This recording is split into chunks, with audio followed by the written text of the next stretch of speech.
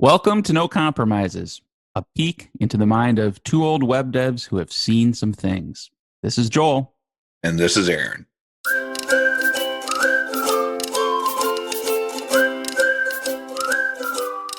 For anybody who's listened to this podcast for some time, it won't be a surprise to learn that Laravel is not the first framework that Aaron and I have used.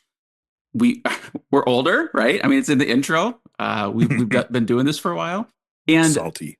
So I was just thinking, like going back through the mental history of the different frameworks I've worked with, and there's different ethos to the frameworks. Some of them are very, here are a bunch of loose pieces that you build an application from however you want.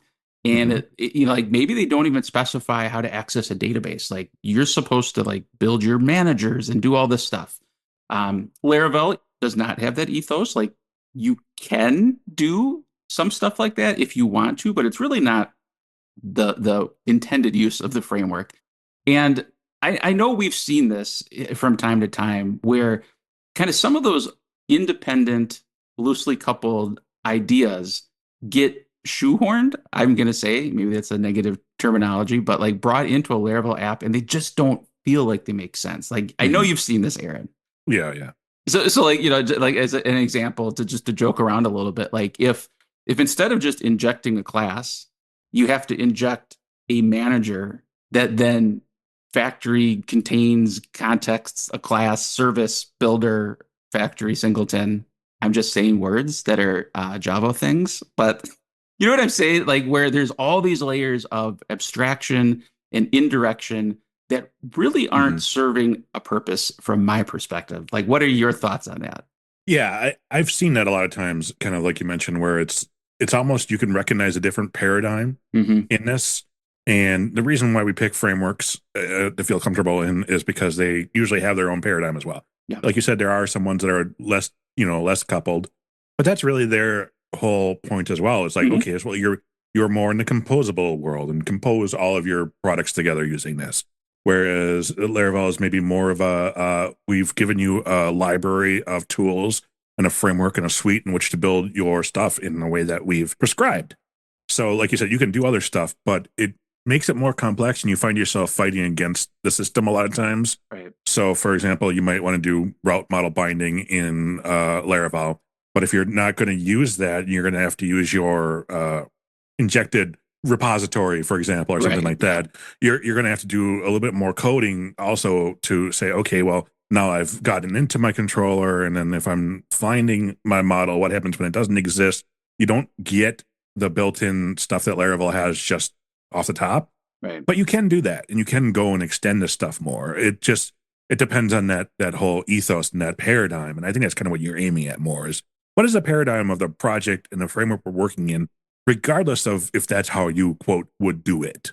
Right. Well, and like I know we harp on this a lot, but like what business objective, assuming that I'm working for a company and I'm building something for them, like is it benefiting anything to add this layer of indirection and abstraction? It may not be. In fact, it may be having the opposite impact. So yeah, don't just like pull in your preference as a cowboy coder or like whatever terminology you want to use to like do things the way that you think are best, in your mind castle in the sky, designing these amazing architectures. But like, okay, I'll throw something in that the reason I think I feel this strongly is I'm biased towards joining projects throughout the year, right? So if I'm a developer and I'm going to work on this one project and this is my baby and I'm going to be on this for 5 years and I'm the only developer, like you won't necessarily feel this pain because it's all tuned to the way your brain works, right? So it won't seem like it's a weird thing. Like this makes perfect sense. But that's where it comes back to the business. Well, what if we have to hire a second developer? Or what if you go take a new job and now somebody else has to inherit this and that somebody is Joel and Joel doesn't know why you built it this way. And you have to figure all of this out. Like, do you think that's a valid way of sort of talking against these unusual or non-standard architecture, at least within the Laravel world? Well, you've kind of spoon-fed the answer to me there. So, Aaron, yeah, tell me why I'm right. I agree with you. But let's just assume that you're a selfish programmer. You don't care what happens after you go away. Okay. I those exist. Sure. I understand. It still is benefit to you because a lot of times you'll find even if you're working on the same project, you have to go to different portions of the project, or you might get moved to a different thing in the business. Maybe you're a single developer, you don't care about this crazy company. I can't wait till they fire me. They make me run all over doing stuff. You Yep. still want to do that predictable good work because one, when you come back to it, you know what's more irritating than working on a project that you don't like? Working on a project that you don't like that you can't remember. Right. So do the Yep. paradigms that are always the same that you're probably going to repeat at previous jobs and the next jobs. Don't try to do something creative and new. That's not the point of this. Yeah. Yeah. And just to like not to go too hard on this direction, to dial it back a little bit, I think there is some benefit to like creative exploration and kind of challenging conventions and trying something different and like all of these things. Just don't do it in your work project. Don't do it on somebody else's dime. Build a hobby project, join an open source project, build something and throw it away. Like try things out. Great. Learn. Contribute to Laravel. Contribute to Laravel, yeah. You open up that PR and get it shot down, and they'll tell you why it doesn't make sense. But yeah, so I don't want to give the impression that we're like just do it the way Laravel tells you, and that's it. Like there are reasons to deviate from conventions. Just don't like your default should be towards the convention, and like careful thought before you deviate from it or add in this complexity.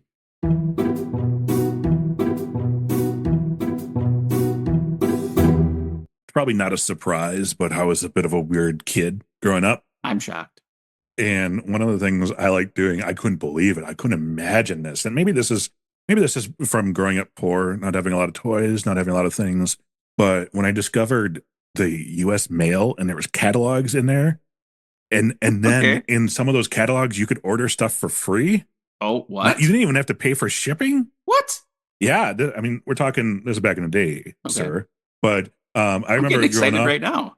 I know being like, in fifth or sixth grade and then being like, oh, well, I really need this new TV stand assistant sort of thing I can clip onto the side of my TV that holds my TV guide. And all I have to do is give them my name and my address, and they send it to me for free, and just a bunch of mailings after that Oh, that my okay. parents have to throw out. Yep. Yes, I will totally do it. So I ordered so much stuff as a kid. I couldn't believe it. I was like, I get all this stuff. And then my parents started wondering, like, why is it that we're getting these random packages? Because Amazon wasn't a thing back then. And No. so UPS and post office keeps delivering random stuff to the house. Like, oh, and here's a cutting board.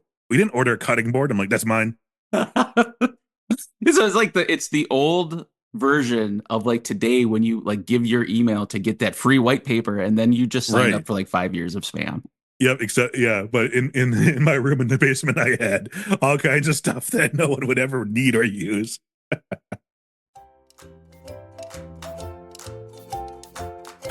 Have you experienced this yourself and need to get dug out? Well, we've been there and we can help. We've helped a lot of companies pay down that technical debt. Head over to nocompromises.io and get in touch.